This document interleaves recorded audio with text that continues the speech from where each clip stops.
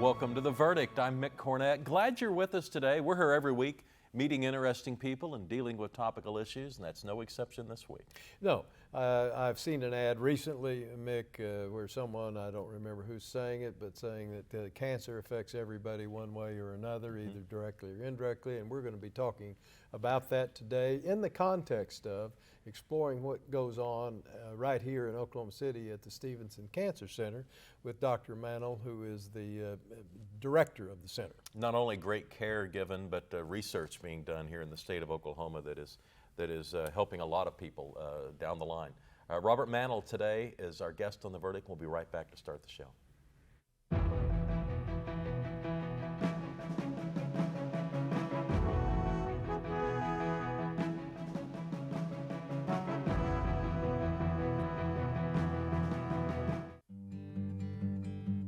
I've known I was going to be an artist since I was a little kid. I still have teachers that in grade school that still have my artwork. I think I told them something along the lines, this is keep that, it's going to be worth money someday. I'm Justin Mader, I'm an artist, and I'm Chickasaw. My muse is the Muskogean, Mississippian art. When I see that, my mind just fills up with bubbles of ideas. My big thing right now is shell carving, the shell gorgets. My work is refined more and more until I found my own rhythm. I also do metallurgy, where I've been acid etching copper and hammering copper to make a copper repoussé. You only have one chance to do it right, so it requires a lot of planning and thought and just patience. My Chickasaw heritage is the foundation of who I am. It's the roots of where I come from, and it inspires me as an artist and inspires the tenacity of never giving up. Learn more about today's Chickasaws at profilesofenation.com.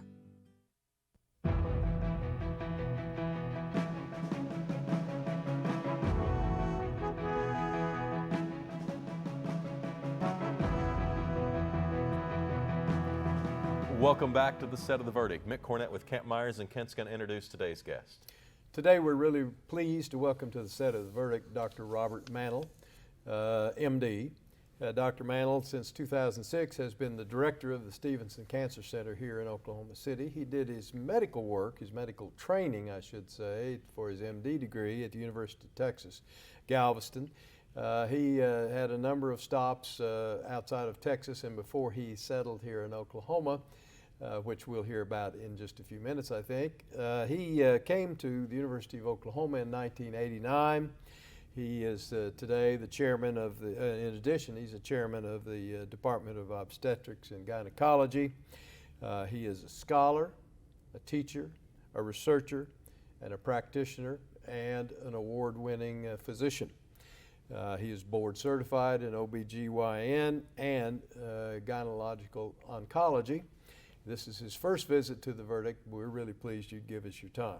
Thank you. Great to have you here. Yeah, it was a pleasure to be here today and have an opportunity to talk a little bit about the Stevenson Cancer Center. Well, let's back way up. Okay. Growing up, did you always see yourself as part of the medical profession?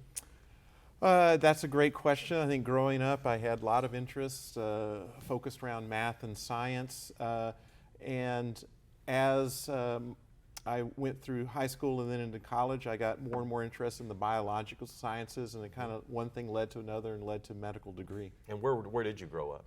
I grew up in Houston, born and raised in Houston, and then spent most of my early years in Texas and the Texas school systems before coming here to Oklahoma. Yeah. Were your parents inspirations in this endeavor? Oh, absolutely. My father was an analytical research chemist. Worked for Shell Oil Company for his entire career down in Houston. And my mother likewise went to LSU, majored in chemistry, and both were great role models as far as commitment to family and commitment to community. And at what part of your medical studies did you decide you wanted to focus on cancer? I think in medicine there's always a battle between what is intellectually stimulating and what tugs at your heart. And when I was going through my training, I was initially in the field of obstetrics and gynecology, and I did a rotation where I participated in the management of women with cancer, and it was a whole different world for me. And that emotion and that need and the strength that those women showed really tugged at my heart, and I decided that was what was right for me. Have you been personally touched by cancer? Do you have people in your family that have suffered? Absolutely. I mean, I'm no different than every American. In Oklahoma today, there's 3.8 million citizens. Of these citizens, 1 out of every 2 men and 1 out of every 3 women will develop cancer sometime in their life. My mother has survived 2 breast cancers and a uterine cancer. My brother has survived melanoma, and that's just the immediate family. Okay. And at some point you got a call about coming to Oklahoma and being a part of the efforts here. Tell us about that process. So when I was finishing my training, I did a 3-year fellowship in gynecologic oncology at the University of California. And in 1989 was finished. I had an opportunity to literally go wherever in the country. And I wanted to focus on areas where I saw the greatest need. At that time, Oklahoma was underrepresented in the number of physicians that specialize in advanced women's health and in gynecologic cancer in particular. And so I viewed it as a great opportunity to have an impact here, and have never regretted that decision. It's a wonderful state, wonderful people, but truly a state with a lot of need. Talk to us a little bit about your duties as director. That sounds to me like synonymous with boss at the Stevenson Cancer Center, although I suspect there are a lot of other bosses as well. But as director, what are your primary duties? My primary duties are to set the vision and mission for the Cancer Center, to capitalize the project through either medical activity or through grants or through philanthropic activity, and then to recruit individuals to come to Oklahoma and take advantage of that capital to meet that mission and vision. And how do you go about the recruiting process? You know, we always talk about sports and high school athletes. Well, this is a much different deal when you're trying to recruit someone who's always established themselves in the medical profession and have options about where they're going to live. What's the recruiting process like for you? So in the state of Oklahoma, I'll step back a second here. So we have, within the world of cancer care, we have our own bars of excellence that can be achieved. The highest bar is what's known as National Cancer Institute designation, or NCI designation.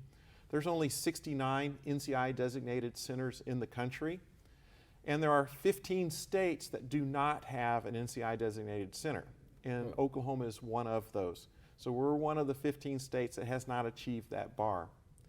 So in 2001, the legislature of the state of Oklahoma passed House Resolution 1072, and it was a Democrat House, and it was signed by a Republican governor, Governor Keating, and that resolution called upon the University of Oklahoma to establish a statewide cancer center. So the Stevenson Cancer Center isn't about a building, it's about the state of Oklahoma, to provide leadership in education, research, patient care, and dissemination of knowledge with cancer, and to seek designation as an NCI designated cancer center. So that journey began in 2001. We've been on that journey now for almost 15 years, and I'm proud to say that we are very close to becoming NCI designated. In order to do that, we've had to recruit a number of individuals. In the past 6 years, we've recruited 33 laboratory PhD scientists here to Oklahoma from institutions such as MD Anderson, Mayo Clinic, University of Pittsburgh, Moffitt Cancer Center in Florida, as well as an additional 25 MD clinician scientists specializing in very specialty degrees such as neuro-oncology or urologic oncology or thoraco-oncology, areas where Oklahoma never had the expertise before. So the Stevenson Cancer Center is all about recruiting, bringing in high-level professionals to the state of Oklahoma. We can do that because we offer 2 things that individuals want at this high level. Number one is they want to go to a place where there's an opportunity to make a difference. They want to go to a place where they see a need and they feel that they can create a team and a program that will make a difference. And number 2, they want capital infrastructure to allow them to be successful. So those are the two things that we can bring together. Unfortunately, Mick, the state of Oklahoma ranks quite low in healthcare statistics, as you guys are well aware. And in cancer, it's no different. We're in the bottom 10 as far as incidence and mortality. So we have lots of need. So recruiting people here from a need standpoint is actually relatively easily. The infrastructure is where we've made great strides in the past few years. The state of Oklahoma, the state legislature has come to the plate and has helped to fund some of the recruitment efforts through the University of Oklahoma. The citizens of Oklahoma passed a tobacco tax many years ago, and part of that tobacco tax helps fund the Stevenson Cancer Center research mission. And the philanthropic community has been very generous here in Oklahoma and has donated over $50 million towards this effort. And then finally, we are linked at the hip with the Tobacco Settlement Endowment Trust. That organization has viewed the cancer research for the Stevenson Cancer Center state of Oklahoma as one of its top priorities. So this combination of funds has allowed us to create capital that has allowed us to recruit high quality individuals here. Yeah. Well, in just a minute or so we have before we have to take our first break, approximately what percent of the effort at Stevenson Cancer Center is devoted to research? What percent is devoted to treatment and perhaps other missions that you have? And education would be that third mission. Thank you. We view at the Stevenson Cancer Center, every time we see a patient, if we don't learn something, we've let that patient down and all the citizens of Oklahoma. Why do I say that? Because cancer is still a very lethal disease. It's the #1 cause of death for people under the age of 85, and 35% of people who get cancer still die of their disease. So practicing the best medicine doesn't get us where we need to be. We need to be doing better, and that's research. So every time we see a patient, we try to get them involved and engaged in a research question so that we can do better in the future. Robert Mannel is the director of the Stevenson Cancer Center in Oklahoma City. We'll have more with Dr. Mannel right after this.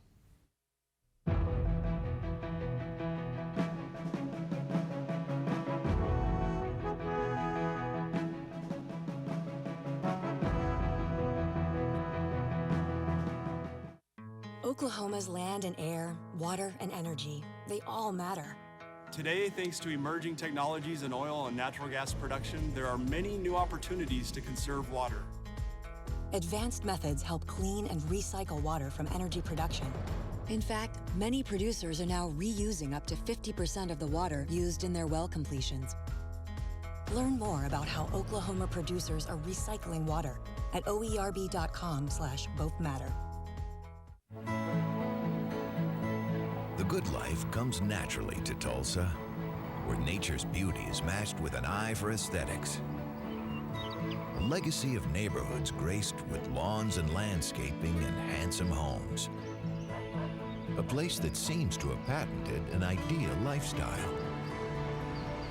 Bank First is loyal to the quality of life Tulsa assures its citizens, to the priority placed on education, culture, and growth.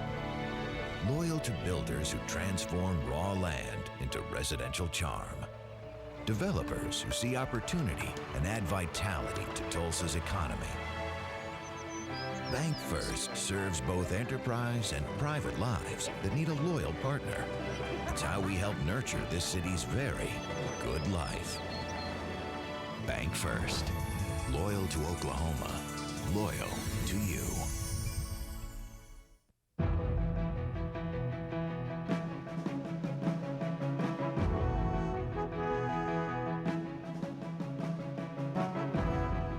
Welcome back to the set of The Verdict. Mick Cornett and Kent Myers. And we're visiting with Robert Mannel, who's the director of the Stevenson Cancer Center here in Oklahoma City. You know, when you start talking about researchers and their teams, you're starting to talk about economic development, and people don't think of medicine necessarily as economic development, but that's certainly been the case in Oklahoma City. Absolutely. We talked about those 33 PhD researchers that the Stevenson Cancer Center has recruited.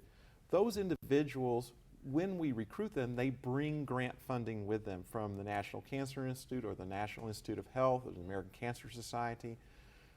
$27 million came with those 33 recruits. Since they've been here in the past 6 years, they've garnered an additional $31 million in grant funding. So just from grants that would not have existed here in Oklahoma, it's well over $55 million just in the past few years. And the economic impact, studies have shown for each dollar of grant funding that's brought into a community, it results in about $8 downstream, because these are high-paying jobs. Laboratory scientists, laboratory technician, PhD doctoral candidates, so it's very impactful. One statistic I will mention to you, I view the Cancer Center as an economic force for Oklahoma City and the state of Oklahoma. When I took over as director of the Stevenson Cancer Center in 2006, our budget was $500,000. This year, my budget's $100 million. We had 2 employees in 2006. This year we have over 350. Research, great medical care, education, but they're not siloed. They're all combined together for our patients. Yeah, and where is the growth opportunities? Is it in the care or is it in the research? It's a combination, because we have a philosophy that great cancer care is a combination of good clinical care and good clinical research. You have to combine those two together, because if every time you're seeing a patient, you're not asking how you can do better, either controlling their cancer or controlling their symptoms, then you're letting those patients down. The fastest growing population we have in cancer right now is survivors. And survivors have their own challenges, and we need to do research on how can we help our survivors. They may have neuropathy or cognitive dysfunction or difficulty with breathing. We need to get them rehabilitated and back to being healthy members of our society. You may have answered this in a prior answer, and I didn't pick up on it, so excuse me if you have. But how many treating physicians are present at the Stevenson Cancer Center? So we are the only place in Oklahoma that's organized with treatment teams. And so our physicians will specialize on a specific type of cancer and create a team. So we may have a breast oncology program, which will have a medical oncologist, surgical oncologist, radiation oncologist who only focus in on that area. There will be more than one. Yeah. Actually, I have 3 surgical oncologists that do nothing but breast, and then a couple of medical oncologists likewise. In addition, they are layered with the next layer of a research team, people that are focused just on breast cancer research in the laboratory as well as in the clinic. And then they're layered with our patient supportive care team, so patient navigators, social workers, physical therapists who are all dedicated to that patient. So the goal is to make a patient-centered care team. So when you talk about how many physicians we have around 50 physicians who do nothing but oncology work. And then they're organized, however, into these teams so that we have a breast team, a lung team, a head and neck team, etc. We talk a lot in this country about finding a cure for cancer, and it seems like we have some success in some areas and less success in some. Why is that, and what do you foresee the future as far as this concept of having a cure? This is probably the most exciting time to be in medicine, because we're seeing this collision of biology with information technology. And this collision is opening huge doors which never existed before.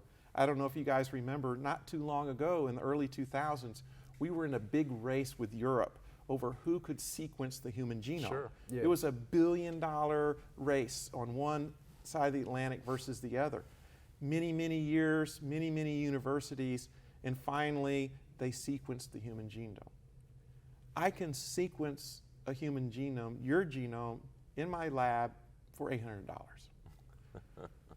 It's just a completely different world. So when we talk about cure, what we've learned with cancer is every cancer is unique because it's in a unique body.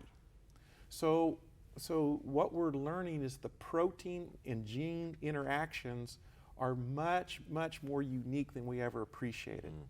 So cure is going to be there once we learn how to take this information technology. I'm sequencing your cancer, I'm sequencing you, getting all this information and figuring out the target and the variables that are important for you and your unique Well, cancer. do some people have natural immunities and are much less likely to be impacted? Absolutely. So one of the challenges we have is all of us develop cancer cells in our body, probably at a fairly frequent rate. But most of the time, those cancer cells are controlled by our immune system. So the question that you're asking is, why do sometimes those cells escape the immune system? The other thing I will say, and I would be remiss not to say this, is 50%, 50, of all cancers, incidence and death is because of lifestyle. Tobacco use, exercise, and diet. And good research has shown that. So when we talk about cure for the cancer, it starts with prevention. Let's not use tobacco products, let's exercise regularly, and let's have a good diet. If we do that, we can reduce this disease substantially. Treatment is going to come from these more complicated interactions that research is really delving into. Approximately, just round number, how many patients would be hospitalized at the cancer center at any given time? So I'm very excited about the progress that's been made at the Stevenson. When I took over, we were seeing about 1 out of every 20 patients with cancer in the state of Oklahoma. That's 19,000 new cases a year in Oklahoma. This year, we'll be seeing 1 out of every 7. So it's been a tremendous need in the state of Oklahoma for a research-based, precision-based, personalized medicine-based cancer center. And that's what we're bringing. Our goal, our mission, is to reduce the cancer burden for the state of Oklahoma. And so we do that within the patients we care for, but at the same time, we partner with other systems throughout the state to help them elevate their level of cancer care. So it's important that we remember that we're a statewide resource. So about 2,700 of the 19,000 patients with cancer, a little over 18,000, will be seen at the Stevenson this year. Go ahead. How are we doing? You mentioned when you came to Oklahoma there was this shortage in certain areas. How are we doing today on addressing the cancer needs of Oklahomans? So from a physician recruitment standpoint, we've had some high profile recruits. The one area that we were very focused on was lung cancer. That's a big problem for the state of Oklahoma. So we've just recruited our second thoraco-oncology surgeon. These are only 2 in the state of Oklahoma that are fellowship trained, and they're available now as a resource. And another area of great need was in brain cancers, neuro-oncology. These are rare tumors, but they require a very specialized team. We recruited a physician from the University of California, San Francisco, the leading center for brain tumors in the country, to be a neuro-oncology surgeon, and then just recruited an individual from University of Texas Southwestern to be a neuro-oncologist. These are fellowship trained, very rare, and the only such people between Dallas and Kansas City that exist. So that's another program. And then finally, we've developed a core of specialized urologic oncologists, so prostate cancer, bladder cancer, renal cancer, and we now have 5 fellowship-trained urologic oncologists. The only 5 in the state are at the Stevenson. Robert Mannel is his name. He's the director of the Stevenson Cancer Center. Thanks so much for coming on The Verdict. Oh, it's my pleasure. Thanks for what you're doing. Absolutely. Kent and I'll have a final word when we return.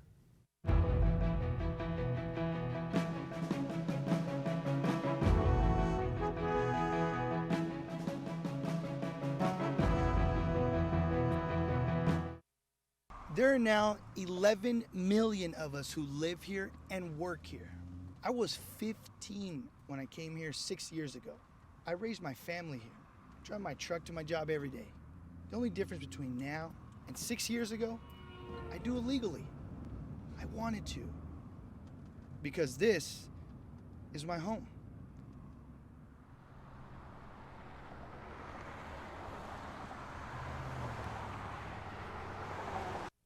All children deserve a life of hope and love. but sometimes they experience a life of pain, neglect, and abuse. When that happens, each child deserves all the quality assistance and representation that can be offered in our legal system. For more information, call 23-CHILD. Oklahoma Lawyers for Children, helping to bring hope and love back to the lives of abused children. You will always be Mom and Dad to me. I really think people are so unaware of the number of kids waiting just in Oklahoma. And I think if more people knew that those children were out there waiting, I think that just by the way we live our lives and the people we talk to, that maybe we can help encourage adoption from Oklahoma. You will always be Mom and Dad to me. The Journal-Record is pleased to be a sponsor of The Verdict. The Journal-Record, since 1903, the best source of Oklahoma business news and legal information. And for almost 30 years, Oklahoma political, government, and business leaders have turned to the McCarville Report for accurate, reliable, inside information. Visit the McCarville Report online.